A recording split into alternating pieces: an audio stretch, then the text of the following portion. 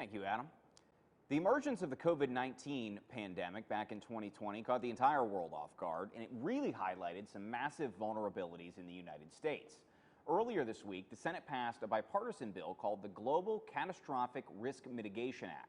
Now, the purpose of this bill is to establish an interagency process within the government to plan out possible solutions to what are being described as high consequence events, even if the chances of those events are low.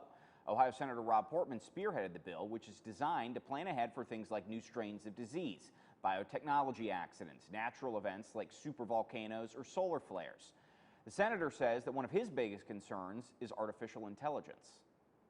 One reason I wanted to do this is that I believe artificial intelligence, as an example, is something that can be quite helpful in some regards, but also can be quite damaging in other respects. And if something with regard to artificial intelligence goes the wrong way, you want to be sure and be prepared for that and understand what the consequences can be. Portman also points out some fears regarding the future of quantum computing and whether or not they'll be able to penetrate current computer safety protocols in the private and public sector.